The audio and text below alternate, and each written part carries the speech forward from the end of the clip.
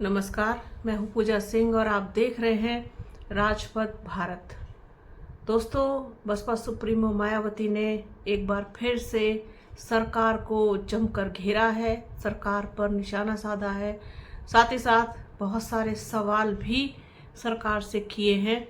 उन्होंने अपने social media handle x पर एक पोस्ट लिखी, ट्वीट किया सरकारी स्कूलों को बंद करने को लेकर के कि जिन स्कूलों में छात्रों की संख्या 50 से कम है, सरकार उनका दूसरे विद्यालयों में विलय करने का प्रयास कर रही है, जिसको लेकर के बसपा सुप्रीमो मायावती अच्छी खासी नाराज दिखाई दी। उन्होंने क्या कुछ लिखा है वो तो आपको बताएंगे ही, लेकिन सरकारी स्कूलों की जो हालत है वो इस बात का सबूत है और इस बात की पोल खोलती है कि सरकार शिक्षा के प्रति कितनी सचेत और जागरूक है। साथ ही साथ एक तरह से फेलियर जैसा साबित हो रहा है सरकार का कि वो सरकारी परिषदीय स्कूलों का ना तो रखरखाव ठीक से कर पा रही है, ना उनकी देखभाल कर पा रही है। साथ ही साथ वो पूरी तरीके से फेल साबित हुई है और अक्षम है इस चीज़ को लेकर के कि उसमें बच्चों की संख्या बढ़े, बच्चे पढ़ें, वहाँ के गरीब बच्चे पढ़ें। और जो गांव देहात के कस्बों के जो बच्चे हैं जो अफोर्ड नहीं कर सकते हैं प्राइवेट स्कूल में पढ़ना, उन्हीं को ध्यान में रखते हुए और उन्हीं की शिक्षा के स्तर को सुधारने के लिए, उनके शिक्षा स्तर को बढ़ाने के लिए, एजुकेशन रेट को बढ़ाने के लिए इस चीज़ को ध्यान में रख करके ही सरकारी स्कूलों की स्थापना की गई थी कि उसमें गरीबों के बच्चे पढ़ सकें, अच्छी तालीम हासिल कर सकें, एजुकेशन ले सकें। लेकिन आप ये देखिए हाल क्या है कि किसी किसी स्कूल में 50 बच्चे भी नहीं हैं, जिनकी वजह से सरकार को अब शायद लगने लगा है कि ये एक घाटे का सौदा है और ये चल नहीं पा रहे हैं स्कूल। और चल क्यों नहीं पा रहे हैं, इसके पीछे का कारण, इसके पीछे की वजह जानने की कभी किसी ने कोशिश नहीं की। बच्चों को आप खाने का लालच भी दे रहे हैं, बच्चों को आप किताबों का, ड्रेस का, जूतों का, सब चीज़ का दे दिया। उसके बावजूद भी शिक्षा का स्तर सुधर ना पाने के कारण बच्चे स्कूल में आना पसंद नहीं कर रहे हैं। अब गांव के लोग, कस्बों के लोग भी इतने जागरूक हैं कि वो चाहते हैं कि उनके बच्चे अच्छे से अच्छी शिक्षा हासिल करें, पढ़ाई करें ठीक से, उनको लिखना पढ़ना आए। आप ये देखिए कि बहुत सारे स्कूलों के में हालत ऐसी है, बच्चे ऐसे हैं 5वीं 8वीं तक पढ़ाई कर लेने के बावजूद भी वो क ख ग भी नहीं लिख पाते हैं, ABCD भी उनको नहीं आता है। तो ये किसकी गलती है? ये सब कुछ गलती आप लोगों के। ये देखिए कि मैं सबको नहीं कह रही हूँ, मेरा कभी भी टारगेट सब लोग नहीं होते, लेकिन बहुत सारे लोग तो हैं ना ऐसे जो अपनी ड्यूटी को ठीक से नहीं करते हैं, जो सरकारी टीचर हैं। आप लोगों में, दर्शक में से बहुत सारे लोग सरकारी स्कूलों में टीचर होंगे, कुछ प्राइमरी में होंगे, कुछ माध्यमिक में होंगे, तो नहीं जाते हैं पढ़ाने बच्चों को, छुट्टी लेते हैं, छुट्टी ले करके पैसे दे करके ऊपर तक की, और बस सिग्नेचर हो जाते हैं उनके और बस उनकी नौकरी चल रही है। बच्चों के भविष्य से, सरकार के खर्च से, इस सब से कोई लेना देना नहीं है। बहुत सारे लोग, इस पर अलग से बात करने की ज़रूरत है, अलग से वीडियो भी करने की ज़रूरत है।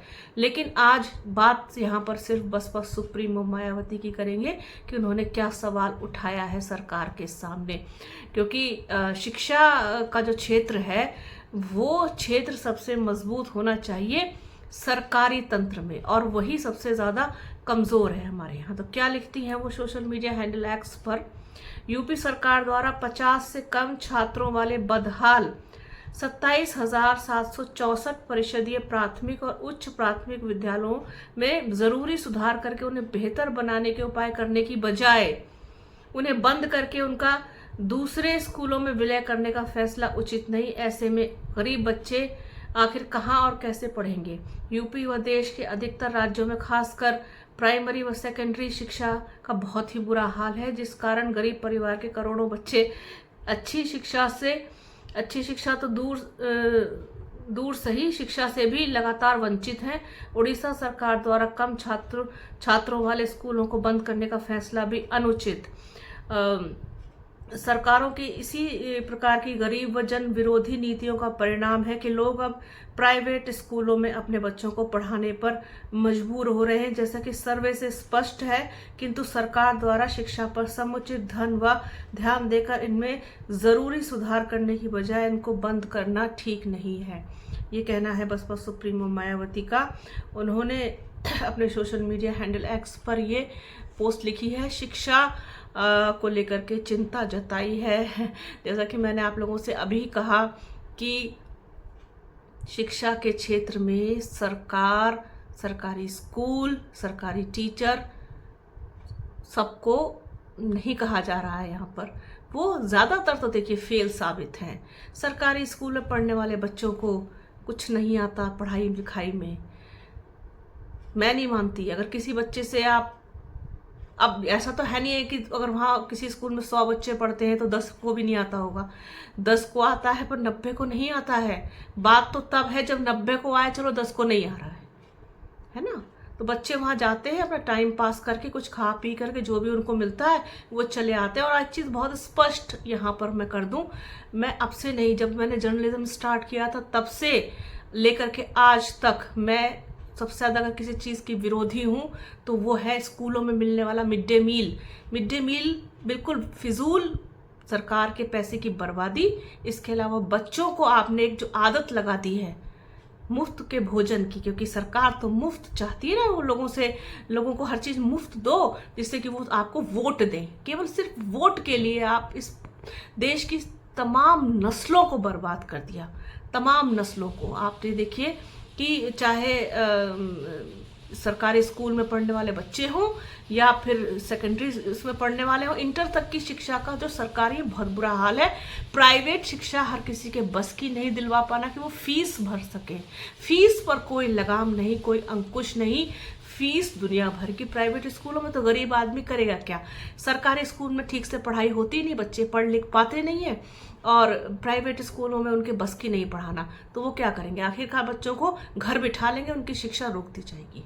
यही होना है बस, क्योंकि सुधार नहीं हो सकता यहाँ पर किसी हाल भी, क्योंकि करप्शन रग रग में बसा है। रग रग में हर चीज़ की सरकारी नौकरी अव्वल तो मिलती नहीं, जो मिल जाती है खुदा न खास्ता करके मिल गई, एक्सीडेंटली मिल गई, क्योंकि बसपा सरकार में बहुत लोगों को सरकारी नौकरी मिली है। विशिष्ट बीटीसी के थ्रू बहुत लोगों को नौकरी मिली है, और मैं पर्सनली ऐसे लोगों को जानती हूँ जो मेरे बहुत अच्छे मिलने वाले लोगों में से है, और वो सरकारी टीचर हैं लेकिन स्कूल नहीं जाते हैं, तो सिर्फ दस्तखत करते आ रहे हैं शुरू से लेकर के अब तक बहुत सारे लोगों को जानती हूँ ऐसे।